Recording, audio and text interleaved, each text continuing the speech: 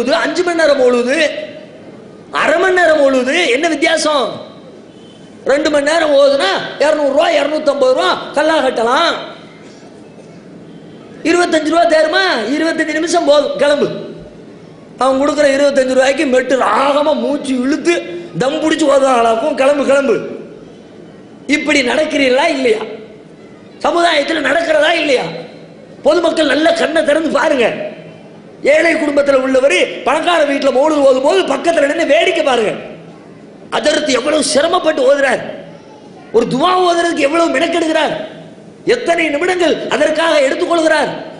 உங்க வீட்டில் வந்து வெறும் கத்திரிக்காய் சாம்பார் வச்சு சாப்பாடு கொடுக்கும் பொழுது அதற்காக எவ்வளவு நேரம் எடுத்துக்கொண்டார் யோசிச்சு பாருங்க. பணத்தை தவிர வேற ஒன்றும் இல்லை. பணத்துக்காக உருவாக்கப்பட்டது மௌலூது, பணத்திற்காக உருவாக்கப்பட்டது இறந்தவர்களின் பெயரால் நடக்கக்கூடிய எல்லா சடங்கு. கத்தம் பாத்தியா 3ஆம் நாள் 7ஆம் நாள் 40ஆம் நாள் வருஷ பாத்தியா மார்க்கத்தில் உள்ளதா? இஸ்லாத்தை அறியாத மக்களிடத்துல உங்க அத்தாவுக்கு நல்லது செய்வோம், உன்னை வளர்த்தாரு, உனக்கு வேலை வாங்கி கொடுத்தாரு, உன் மேல பாசம் காட்டினாரு, உனக்கு வீடு வாங்கி கொடுத்தாரு, அப்படிப்பட்ட அத்தா அவர் மோட்சம் பெற வேண்டாமா, சொர்க்கம் போக வேண்டாமா, என்ன செய்ய எதிர்த்து அதற்கு கையில கல்லா பணத்தை கொடு, நான் கத்தத்தை ஓதி அனுப்பிக்கிட்டே இருக்கிறேன். எந்த அளவுக்கு அந்த மோசடி நடக்கும்னா, சில ஆலிம்சாக்கள் குரானை ஓதி சேமிச்சு வச்சிருப்பாங்க. எதுக்கு? கடையில சரக்கு ஸ்டாக் வச்சிருப்பாங்கல்ல, திடீர்னு ஆள் கேட்டு வந்துட்டா கொடுக்கணுமே, அதுக்காக வேண்டி தேவைக்கு அதிகமாக ஸ்டாக் வைக்கிறது மாதிரி பெரிய முஸ்லீம்கள் அதிகமாக வசிக்கக்கூடிய ஊர்கள் எல்லாம் குரானை ஓதி ஸ்டாக் வச்சிருப்பாங்க. குரானை வாங்கி ஸ்டாக் வைக்கிறது கேள்விப்பட்டிருக்கிறோம், பார்த்துருக்கிறோம். 10 குரான் பிரிண்ட் பண்ணி வாங்கி செல்ஃபில் அடுக்கி வைக்கலாம். அது இப்படி ஓதுனா எப்படி ஸ்டாக் வைக்க முடியும்? ஓதுனா தான் ஓதியாச்சு, வாயில இருந்து வெளியே போயிடுச்சுன்னா முடிஞ்சு போச்சு, மேட்ரு ஓவர் தானே. அதற்கு ரொம்ப சிந்தனையா தந்திரமா எப்படி ஸ்டாக் தெரியுமா? மௌத்தா போயிட்டு ஒருத்தர் வருவார், குரான் ஓதணும். எத்தனை குரானு? ஒரு 4 குரான் ஓதுங்க. சேர்த்து ஒரு குரானுக்கு எவ்வளவு? 500 ரூபாயா? அப்ப ஓதுங்க, ஒரு 4 ஓதுங்க 2000 ரூபாய்க்கு அப்படின்னு 4 ஓத சொல்லிடுவார். பரல்ல இருந்து கைத்து எடுப்பாரு, சேர்த்து கருப்பு கயிறு கைத்து எடுத்தா பிஸ்மில்லாஹிர் ரஹ்மானிர் ரஹீம் அதுல முடிச்சு போட்டிருக்கும், முடிச்சு அவுத்து விடுவார். முடிச்சு அவுத்தா முடிச்சுல இருந்து குரான் வெளியே போயிடுச்சான். என்னவா? குரானை ஓதி கைத்துக்குள்ளே கெட்டி வச்சிருக்கிறான். குரானை ஓதி கெட்டி வைக்க முடியுமா? முதல்ல நானும் அந்த வேலையை செஞ்சிருக்கிறேன் பல ஊர்ல, மறுக்கல. அதுலயும் குரானை ஓதிக்கிட்டு இருக்கும்போது சில நேரத்தில் யாராவது வந்தாங்கன்னா வந்திருக்கிற விவரம் தெரியாத மக்களை நம்ப வைக்கிறதுக்காக வேண்டி அப்படியே அது ஒரு ஸ்டைலா ஹிக்மத், அந்த ஓதுற ஸ்டைலு, ஊதுற ஸ்டைலு, கட்டுற ஸ்டைலாம் இருக்குத, அது எங்களுக்கு ஆலிம்சா வர்க்கத்துக்குன்னு தனி ஸ்டைல். சாதாரணமாக ஊத சொல்றீங்க, எப்படி ஊதுவிய? ஓதி பார்க்க ஊதுறோம், குரானை ஓதி ஊதுறதுன்னு இருக்குல்ல, ஊதுன்னா எப்படி ஊதுவிய? வீட்டில் கரண்ட் போயிடுச்சு, சிமினி விளக்கோ மெழுகு பத்திரியோ வச்சு எரிஞ்சுக்கிட்டு இருக்குது, திடீர்னு கரண்ட் வந்துருச்சு, பிள்ளைகிட்ட சொல்றீங்க எப்ப அதை லைட்டை அணைச்சிடறான் அப்படிங்கிறிய. ஊதி அனுப்பாமல எப்படி ஊதுவான்? இப்படிதானே ஊதுவோம். ஆனால் நாங்க எப்படி ஊதுவோம் தெரியுமா? அப்படி கைத்தை முடிச்ச ஓபன் பண்ணி வச்சுக்கிட்டு குரானை ஓதி உள்ள திணிக்கிற. எப்படி?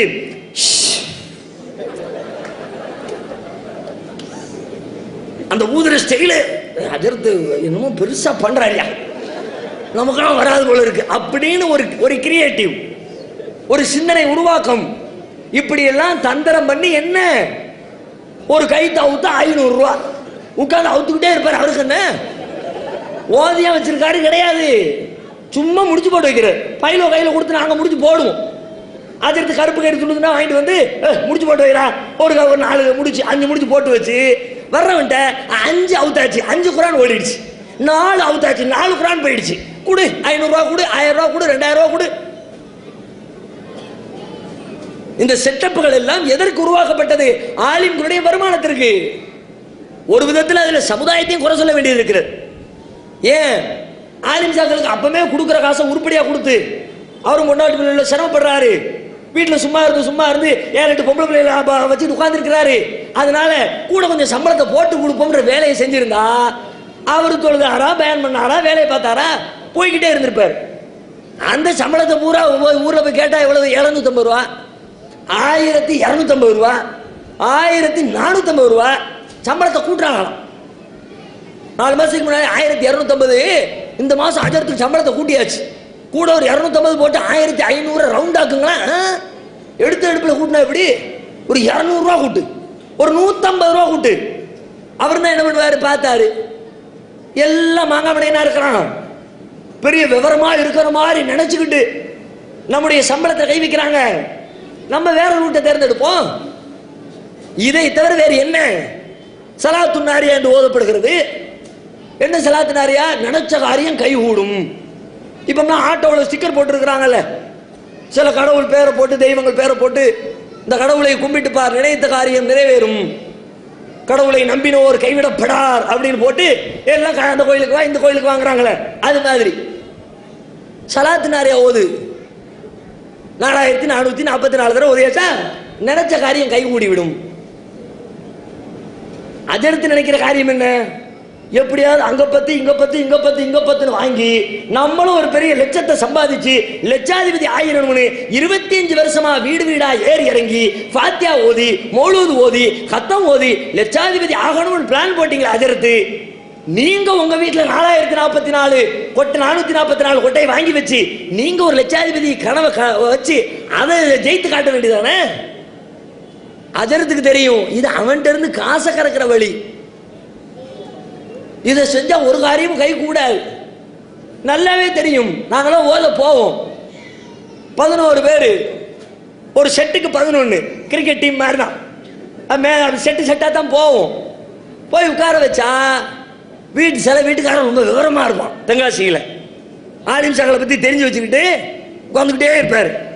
எந்திரிச்சு போறாருன்னா மகனை கூப்பிட்டே தான் உட்காரு நீ அப்படின்னு உட்கார வச்சுட்டு அதுக்கப்புறம் எந்திரிச்சு போவார். டீ வாங்கி தரணும், இல்லை பனங்கரை கண்டு மிளகு ரொம்ப கஷ்டப்பட்டு ஓதுறோம் இல்லையா, அதனால எங்களுடைய ஹெல்த்தியை டெவலப் பண்ணுறதுக்காக வேண்டி பாலில் கொஞ்சம் மிக்ஸ் பண்ணி மஞ்சள் பொடி போட்டு மிளகுத்தூளை போட்டு அதெல்லாம் கொண்டு வரணும். அந்த வேலைக்காக வேண்டி வெளியே போகும் பொழுது விவரமா மௌனம் கொண்டு உட்கார வச்சிருவார். நீ உட்காந்துக்கத்தா அப்படி என்ன அர்த்தம்? அஜர்த்து மாதிரி டக்குன்னு ஒரு குத்தாலே அன்னைக்கு போட்டுருவானுவ. கொண்டக்கடையை வச்சு தானே ஓதுவாங்க, விதைகளை வச்சு ஓதுவோம்ல. அவர் இருக்கிற வரைக்கும் ஒவ்வொரு விதையா போய் விடும். அல்லாஹும்ம ஸல்லி ஸலாத்தன்னு ஆள் எந்திரிச்சு போயிட்டாராம், படக்கும் ஒரு குத்தலி போட்டுற வேண்டிய. அப்ப இது உங்களையும் ஏமாற்றி மக்களையும் ஏமாற்றி மறுமை வாழ்க்கையும் பாழாக்கி காசு பணத்தை மட்டுமே மையமா வச்சு ஊருக்கெல்லாம் பயான் பண்றீங்களே ஹலாலா சம்பாதிங்க. இது ஹலாலா? ஹலாலான சம்பாத்தியத்தில் நீங்க உங்களுடைய வாழ்க்கையை அமைச்சுக்கிட்டு அல்லாட்ட கையேந்தினா துவாவை அல்லாஹ் ஏத்துக்குவானே. யாரெல்லாம் எங்களை லட்சாதிபதியாக்கு கோடீஸ்வரனாக்கு கோரிக்கை வச்சுக்கங்களேன், அல்லாஹ் ஏற்றுக்கொண்டால் ஒரே நிமிடத்தில் தலைகளா புரட்டி போட்டுருவானே. அந்த சிந்தனைக்கு இடம் கொடுக்காமல் ஊருக்கு ஹலாலை உபதேசித்து வட்டியில பிசினஸ் பண்ணனா ஹராமு அதை சொல்லுவாங்க, ஊழல் பண்ணுனா ஹராமு, லஞ்சம் வாங்கினா ஹராமு, அடுத்தவன் நிலத்தை ஒரு ஜான சேத்த அபகரிச்சா ஹராமு, அதுவெல்லாம் ஹராம் என்று சொல்லுகிறீர்களே. ஸலவாத்து நாரியா என்ற பெயரால் நீங்கள் சம்பாதித்த பணம் அது ஹலாலா? மௌலூதின் பெயரால் சம்பாதித்த பணம் ஹலாலா? ஹத்தத்தின் பெயரால் சம்பாதித்த பணம் ஹலாலா? இது ஹராம் இல்லையா? அல்லாஹ்வுடைய மார்க்கத்தில் மார்க்கத்தை வியாபாரமாக்காதீர்கள் என்று தடுக்கப்படலையா? கேட்ட சில ஆலிம் சாக்கள் எங்களுக்கு வேற பொழப்பு இல்லைங்க, நாங்களும் அப்படித்தான் இருந்தோம். உண்மையில் உங்களுடைய நினைவு வேற வழி இல்லை, வருமானத்துக்கு போக்கடம் இல்லை, தொழில் தெரியாது என்ற அச்சத்தின் விளைவாக உங்கள் வாழ்க்கையை ஓட்டுவதற்கு பயப்பட்டு கொண்டு இந்த வேலையை செய்தால் எங்களுடைய கடந்த காலமும் அப்படித்தான் இருந்தது. வருமானம் போயிருமே. இந்த தௌஹீதுடைய சிந்தனை எனக்கு ஏற்பட்ட ஆரம்ப நேரத்தில் நான் குழம்பிய குழப்பம் கொஞ்சம் நெஞ்சம் கிடையாது. படித்ததெல்லாம் சுன்னத் ஜமாத் மதரசா, ஓதுனதெல்லாம் மௌலூத் கத்தம் ஃபாத்திஹா, அதிலேயே சம்பாதிச்சு பழக்கப்பட்டவனுக்கு தௌஹீதுக்குள்ள என்டர் ஆகணும்னா பெரிய பீதி, பயம். என்ன பயம்? வருமானத்தின் மீது உண்டான பயம். அப்பதான் கேசட் ஒன்று கேட்கிறேன், பேசுற விஷயங்களை கேட்டா கரெக்டா தான் இருக்குது, ஆனா உள்ள போய் சேர்ந்தா வருமானத்துக்கு என்ன பண்றது? எல்லாத்துக்கும் ஆப்பு வைக்கிறாங்க. சரி, ஏதோ ஒரு சலாத்து நாரியா கூடாது, மௌலூதை ஒத்துக்கிட்டா சரிப்பா மௌலூதுலையாவது காலத்தை ஓட்டலாம். மௌலூதும் கூடாது, சலாத்து நாரியா கூடாது, பாத்தியா கூடாது, ஹத்தம் கூடாது, சுன்னத்து வீட்டுக்கு போவாத, கல்யாண வீட்டில் காசு வாங்காத. அப்ப நாங்க எப்படித்தான் பூசாரி வேலையை பார்க்கிறது? வாழ்க்கையை பற்றி ஒரு பெரிய பயம்.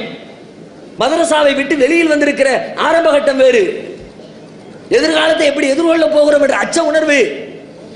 கிட்டத்தட்ட 3-4 மாதங்கள் குழப்பம் என்றால் அப்படி ஒரு குழப்பம்.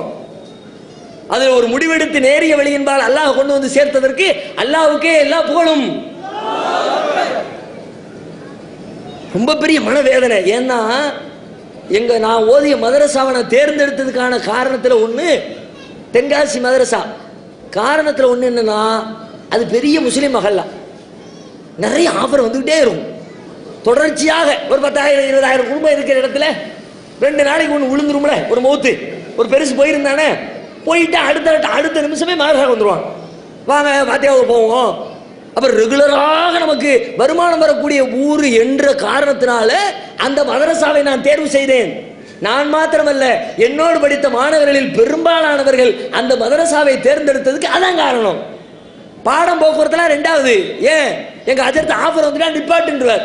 பிரின்சிபல் கூப்பிட்டு போதும் பாடம் நடத்தினது நாளைக்கு சேர்த்து நடத்திக்கலாம்னு அஜர்த்த சொல்லிட்டாங்க, எல்லாத்தையும் போக சொல்லுன்றார்.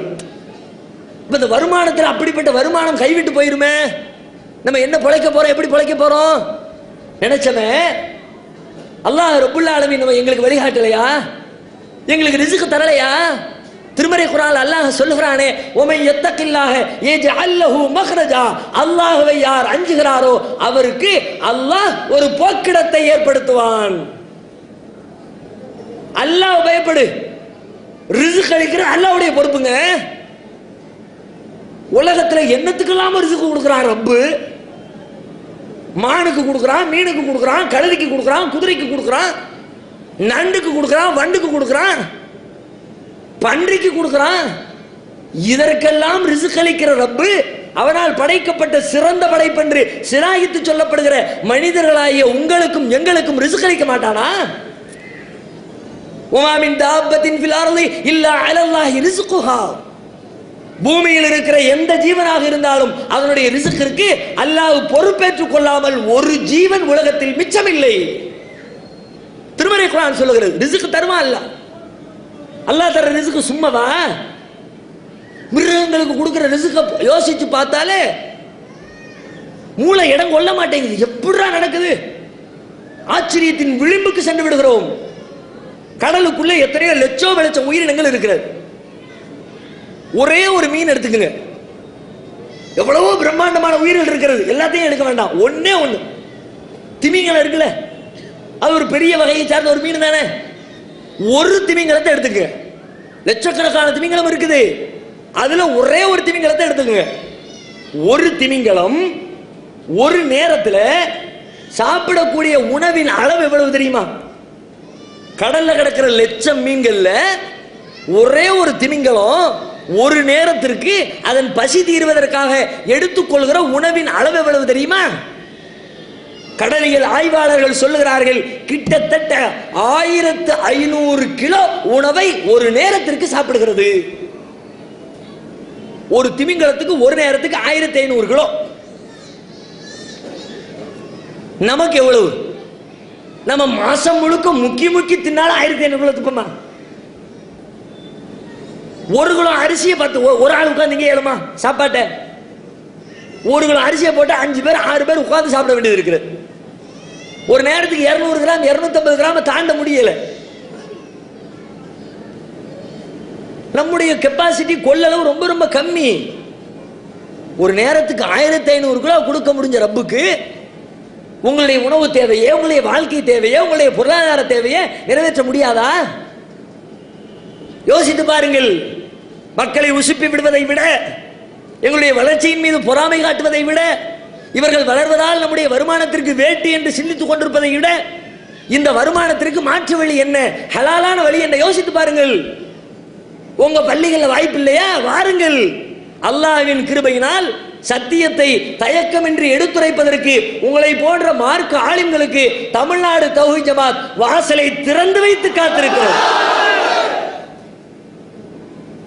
எங்களை அரவணைத்தது போல் உங்களை அரவணைப்பார்கள். அங்கே உங்களுக்கு கிடைக்காத இஸ்ஸத்தையும் கண்ணியத்தையும் இங்கே தருவார்கள். அங்க சம்பளத்தை கொடுத்துவிட்டு அடிமையா வேலை பார்க்கணும். சம்பளத்தை வாங்கிட்டா முத்தவள்ளிக்கு பயப்படணும். அவர் சொல்றதான் சும்மா டாபிக். அதை தாண்டி வாயை திறந்தாருன்னா சீட்டை கிழிச்சிருவாரு. இங்க அப்படியா? சத்தியத்தை சொல்வதற்கு, உண்மையை போட்டு உடைப்பதற்கு யாருடைய அனுமதி, யாருடைய பெர்மிஷன் இங்கே தேவையில்லை. அல்லாஹ்வின் சட்டம் ஒன்று போதும். சுதந்திரமா பேசலாம், தயக்கம் இல்லாம பேசலாம். ஆலிம்கள் சிந்தித்து பாருங்கள். ஒரு 5 நிமிஷம் தொழுது முடிச்சுட்டு, தஹஜ்ஜத் தொழுதுட்டு 2 மணிக்கு எந்திரிச்சு நம்ம செய்யற வேலை கரெக்டா? டெய்லி சும்மா ஒரு உசுப்பேத்துறமே, இந்த உசுப்பேத்துற வேலை சரியா? யோசித்து பாருங்கள். அதே மாதிரி இன்னொரு கோணத்தில் ஆலிம்கள் எதிர்ப்பதற்கு இன்னொரு காரணமும் இருக்கிறது. இன்னொரு காரணம் என்ன தெரியுமா? அங்கு மற்ற பகுதிகளில் ஆலிம்களாக இருக்கிறவர்களுக்கும் தௌஹீத் ஜமாத்துடைய ஆலிம் சாமுக்கு இடையில் ஒரு பெரிய வித்தியாசம் இருக்கிறது. அங்க ஆலிம் சால என்ன, அதிர்த்து வாங்க, அதிர்த்து உட்காருங்க, அதிர்த்துக்கு டீ கொடுப்பா, முதல்ல அதிர்த்துக்கு பழத்தை எடுத்து கொடு, எதை எடுத்தாலும் அதிர்த்து. கடைக்கு அதிர்த்து வருவார், கடையில் கல்லாப்பட்டியில் உட்கார்ந்து கணக்கு பார்த்துக்கிட்டு இருப்பார் முதலாளி. முதலாளி சொல்ல, அதிர்த்து உட்காருங்க, எங்க கல்லாப்பட்டியில் உட்காரணும். அதிர்த்து உட்கார்ந்து எந்திரிச்சா பரக்கத்து கூடிரும். அதிர்த்துக்காக வேண்டிய மரியாதை, கையில அவுத்து விடுறது என்ன, இழுத்து போத்தி பொம்பளைங்க முக்காடு போடுறது என்ன, அதுக்குள்ள மீன்காரன் போவான், பால்காரன் போவான், கேபிள்காரன் போவான். எனக்கு என்ன நினைக்கிற பொம்பளைங்க கூட ஒரு தாடியை வச்சு தொப்பியை போட்டு ஜுப்பாவை போட்டு ஆலிம்சா தெருக்குள்ள நுழைஞ்சிட்டாருனா இழுத்து மூடி முக்காடு போட்டு நாணத்தை வெளிப்படுத்துகிற அந்த வெக்கத்தை பார்க்கணுமே. சுபஹானல்லாஹ். அதிர்த்து காலத்து நம்ம வந்தா கையில பிடிக்க முடியல, நம்மளை தான் மதிக்கிறாங்க. ஆனா உண்மை என்ன தெரியுமா? இது வெளிவேஷம். வெளிப்படையாக பார்த்தால் மதிப்பதை போன்று தெரிகிறது.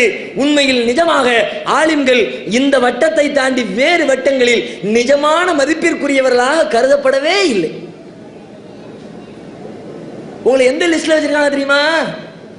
ஒரு கருவேப்பிள்ளையாக பயன்படுத்தி தூக்கி எறியப்படுகிறவராக. அதை விட கேவலம் என்ன தெரியுமா? உங்களை ஒரு திண்ணி பண்டாரமாக. கோவப்படாதீங்க, நானும் அந்த லிஸ்ட்ல இருந்தவன் தானே. அதனால நமக்குள்ள உள்ளுக்குள்ள உள்ளடி வேலைகளை பேசும்போது வருத்தப்படக்கூடாது. அதனால தானே வீட்டில் விருந்துக்கு வர்றீங்க, ஃபாத்தியாவுக்கே வர்றாங்க, வர்ற ஆட்களுக்கு சாப்பாடு போட்டு அனுப்புறாங்க. ஆலிம்சா வந்தா, ஆலிம்சா போகும்போது கையில் ஒரு தூக்குச்சட்டியும் கொடுத்து அனுப்புறாங்க. என்ன அர்த்தம்? இவர் இங்க இந்த பாரு, வீட்டில் போய் இந்த இந்த லெவல்ல அஜரத்துக்கு கூட ஒரு துண்டு வைப்பா வச்சுக்கிட்டே போய்கிட்டு இருப்பாரு. இல்லைன்னா ஆளுக்கு ஒரு துண்டு சாப்பிட்டு போறான். அது மாதிரி தான் அஜரத்தும் அவரும் திம்பாரு. இவரை விட கடுமையா வேலை செய்யற பக்கத்தில் உட்காந்துருப்பான், அவருக்கு ஒரு துண்டு. அஜரத்து தின்னு தூங்கிட்டு இருப்பாரு, அஜரத்துக்கு 2 துண்டு வை. அப்ப என்ன அர்த்தம்? அஜரத்து நல்ல திம்பாரு. இது தானே வச்சிருக்கிறாங்க. இதுக்கு பேரு மரியாதையா? இது புகழ்ச்சியா? இது அந்தஸ்தா? பெரிய ஆலிம்களாக இருந்தால் மேடையில் கொண்டு உட்கார வச்சு புகழ்வாங்க. அஜரத்து யார் தெரியுமா? அவருடைய பேச்சின் திறமை தெரியுமா? நான் வன்மை தெரியுமா? இந்த மாதிரி புகழ்ச்சி, போலி மரியாதை இங்கே காணப்படாது. தௌஹீத் ஜமாஅத் எழுச்சி பெற இந்த மாதிரி போலி மரியாதைகளுக்கு சமாதி கட்டப்பட்டு கொண்டிருக்கிறது. அதை பார்த்து பயப்படுறாங்க. இது நாள் வரைக்கும் நம்மளை மதிச்சவனும் மதிக்க மாட்டேங்கிறானே, நம்மகிட்ட வந்து கேள்வி கேட்கிறானையா, தாங்க முடியல. அஜரத்துக்கு நேத்தைக்கு வரைக்கும் கேள்வி கேட்டான். என்ன கேட்டான்? அஜரத்து செய்யலாமான்னு கேட்டான், செய்யுன்னு சொன்னோம். அஜரத்து செய்யக்கூடாதோன்னு கேட்டான், கூடாதுன்னு சொன்னோம். நம்ம சொன்னதுக்கெல்லாம் தலையாட்டிட்டு போனான். நம்ம ஹலாலுன்னா ஒத்துக்கிட்டான், ஹராமுன்னா ஏத்துக்கிட்டான், வானா வந்தான், போனா பில்லு கட்டுனா கல்லாவை நிறைச்சான். ஆனா இன்னைக்கு அஜரத்து இதை செய்யலாம்னு சொல்றீங்களே, என்ன ஆதாரம் இல்ல கேள்வி கேட்கிறான். கேள்விக்கு பதிலும் சொல்ல முடியல. இத்தனை ஆண்டு காலமாக உருவாக்கி வைத்திருந்த அந்த மேல்படியிலிருந்து கீழே இறங்கி வர முடியல. நம்முடைய பெருமை, மமதை, புகழ்ச்சி எல்லாம் தரைமட்டமாக்கப்படுகிறதே. அப்ப இவனை வளர விடக்கூடாது. அந்த வருத்தமா? உங்களுக்கு கொடுக்கப்படுகிறது போலி மரியாதை. அந்த மரியாதையினால சல்லி காசுக்கு புண்ணியம் கிடையாது. நீங்க நினைக்கிற மாதிரி இங்க அந்த மரியாதை கிடையாதுதான், அதுல மாற்றுக்கிறது கிடையாது. இங்க அஜரத்து வந்தா மற்றவங்களை மாதிரி தான் உட்காருங்க சொல்ல கூட மாட்டான். அதுதான் சீட்டு கிடக்கல சொல்லுவாங்க, அவங்க உட்கார வேண்டியதானே. அந்த லெவல் தான் எல்லாரும் என்ன சொல்லிக்கிட்டே இருந்தாங்க. சேர் போட்டுருக்குது, வந்து உட்கார்ந்தீங்கள, உட்காருங்க உட்காருங்கம்மா உட்காருங்க சொன்னாங்களா? அஜரத்துக்கு மட்டும் சொல்ல வேண்டிய தேவை என்ன? ஆலிம்சா வந்தா சீட்டு கிடக்கல, மேலே தான் உட்காருவாரு, இடம் கிடக்கல உட்காருவாரு. புகழ்ச்சி இல்லை. மேடையில் பெரிய பேச்சாளர்கள் என்று அழைக்கப்பட்டாலும் கூட பாராட்டு மலையில் நனைவை